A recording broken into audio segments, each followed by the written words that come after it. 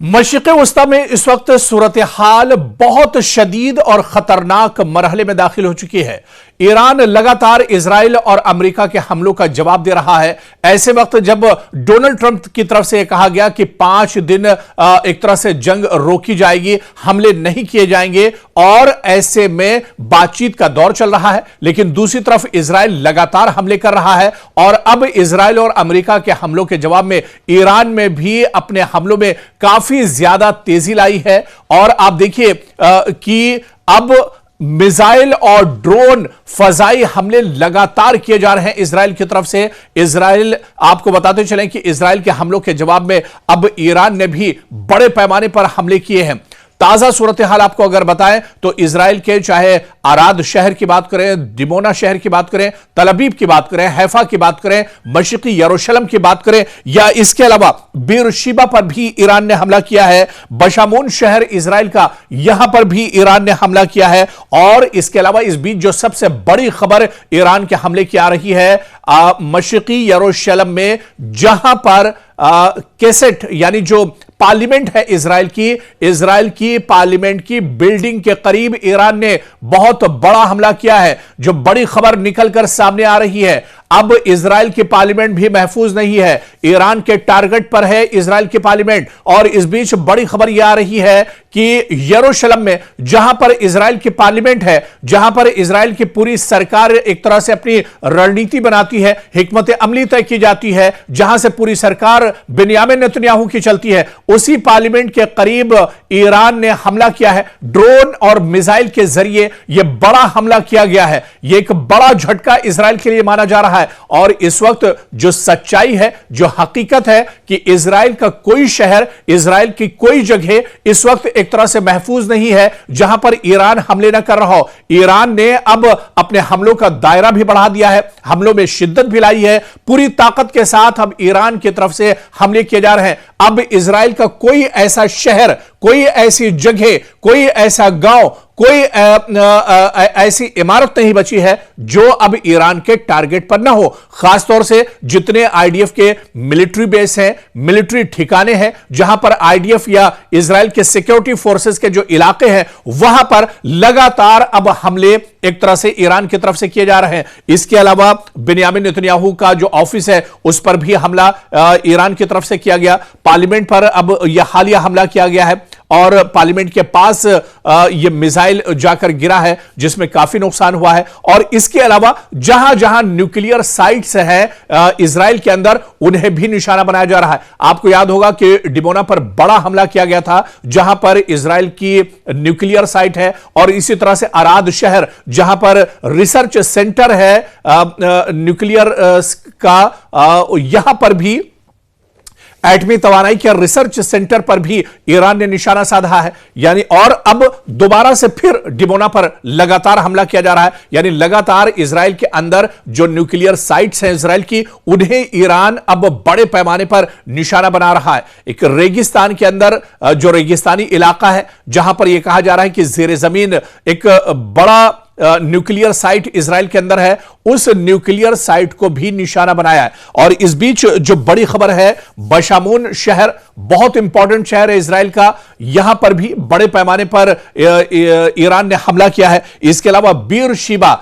जहां पर पहले भी ईरान हमला कर चुका है, और ताजा हमला एक बार फिर से बीरशीबा पर इजराइल के अंदर ईरान ने किया है। तो ईरान ने पूरी तरह से अब इजराइल की कमर तोड़ कर रख दी है। इजराइल दरअसल परेशान है, और आप देखिए कि इजराइल की परेशानी अमेरिका से भी नहीं देखी जा रही है। अमेरिका इसी वजह से अब डोनाल्ड ट्रंप पूरी दुनिया के सामने गिड़गिड़ा रहे हैं। डोनाल्ड ट्रंप अब जंग रोकने की बात कर रहे हैं। डोनाल्ड ट्रंप अब पाकिस्तान और हिंदुस्तान से अपील कर रहे हैं कि किसी तरह से वो मध्यस्थता करें, किसी तरह से वो सालसी करें और इस जंग को रोका जाए। लेकिन ईरान ने पहले ही यह साफ कर दिया था कि जंग दुश्मन ने शुरू की है, इजराइल और अमेरिका ने जंग शुरू की है। शुरुआत इजराइल और अमेरिका ने इस जंग की है, लेकिन यह जंग जब ही रुकेगी जब ईरान चाहेगा।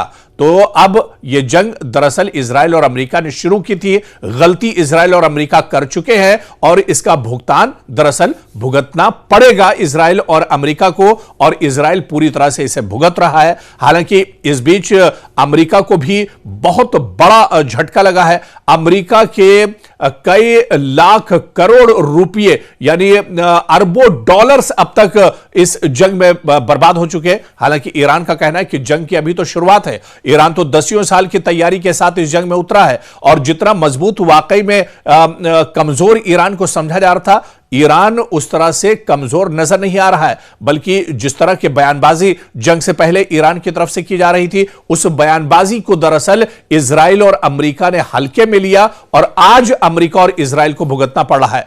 ईरान पूरी ताकत के साथ हमले कर रहा है, और ईरान आप देखिए कि पिछले कुछ घंटों में लगातार ईरान की तरफ से मिसाइल और ड्रोन हमले हो रहे हैं। इतने ज्यादा हमले, इतने ज्यादा मिसाइल और ड्रोन दागे जा रहे हैं ईरान की तरफ से कि आयरन डोम उन्हें रोक नहीं पा रहा है। आयरन डोम एक तरह से नाकाम हो चुका है। आयरन डोम एक तरह से ईरान के हमलों के सामने बेबस नजर आ रहा है, और लगातार यह हमले इजराइल पर किए जा रहे हैं। इजराइल का कोई शहर अब नहीं बचा है, तल अवीव से लेकर यरूशलेम तक, बीरशिबा से लेकर बशमून शहर तक, और इसके अलावा हैफा से लेकर दूसरे जो और शहर हैं, यहां पर लगातार हमले किए जा रहे हैं। दिमोना और अराद जो शहर है, जो न्यूक्लियर सिटी एक तरह से इजराइल के माने जाते हैं, जहां पर सिर्फ न्यूक्लियर जो असलहा और गोला बारूद ही नहीं है, बल्कि यहां पर इजराइल न्यूक्लियर ताकत को लेकर, असलहों को लेकर, हथियार को लेकर रिसर्च भी करता है। दुनिया का बहुत बड़ा रिसर्च सेंटर अराद और डिमोना में मौजूद है। यहां पर भी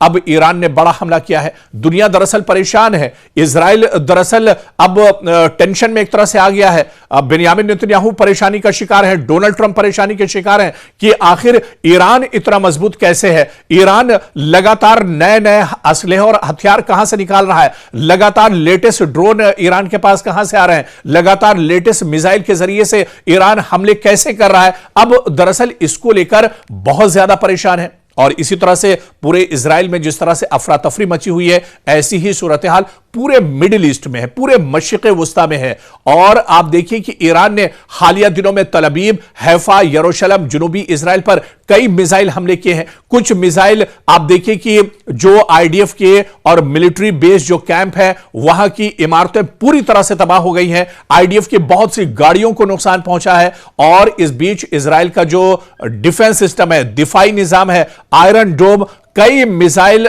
दरअसल ये बहुत सी मिसाइलों को रोक लेता है, लेकिन तमाम मिसाइलों को नहीं रोक पाता है। और ईरान के जो मिसाइल दरअसल आयरन डोम को भेद कर निकल जाते हैं, वो इजराइल के अंदर बहुत ज्यादा तबाही मचा रहे हैं। और इसी तरह से आप देखिए कि इजराइल के अहम शहरों में, चाहे दिमोना की बात करें, ईरान ने यहां बड़ा हमला किया, और इजराइल का अहम न्यूक्लियर रिसर्च सेंटर भी यहां पर मौजूद है।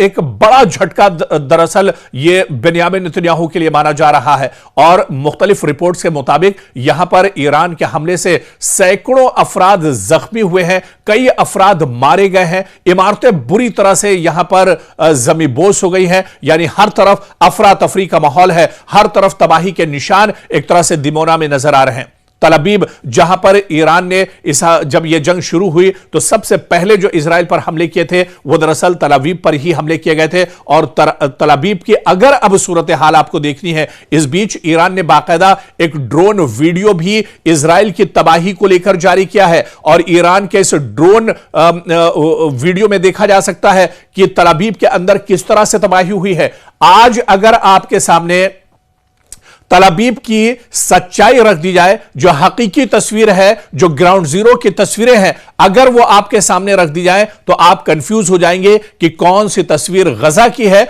और कौन सी तस्वीर इजराइल के तल अवीव की है। जी हां, तल अवीव अब दूसरा गजा बन रहा है। जितना जुल्म दरअसल इजराइल ने गजा पर किया था, गजा वालों के साथ किया था, जिस तरह से गजा में कत्लेआम किया गया था, उसी तरह से अब कुछ तल अवीव की एक तरह से सूरत हाल है। हालांकि तल अवीव में जानी नुकसान उतने बड़े पैमाने पर नहीं हुआ है, लेकिन तल अवीव के जो ऐश परस्त लोग हैं, जो बहुत आराम के साथ एक तरह से रहते हैं, जिनकी जिंदगी दरअसल बहुत रॉयल मानी जाती है, अब यहां पर लोग सायरन की आवाज सुनकर भागते हुए नजर आते हैं, अपने घर छोड़ते हुए नजर आते हैं। लोगों में एक डर और खौफ है, लोग परेशान हैं कि आखिर यह जंग खत्म कब होगी, या इजराइल ने आखिर बेन्यामिन नेतन्याहू ने उन लोगों पर यह जंग कैसे थोप दी है। तो अब तल अवीव में भी बहुत बुरे हालात हैं, पूरे के पूरे इलाके एक तरह से तबाह बर्बाद हो गए हैं, नेस्तो नाबूद हो गए हैं। कोई इमारत एक तरह से महफूज नहीं है, बल्कि जो लोग टनल और जेर जमीन पनाह लेते हैं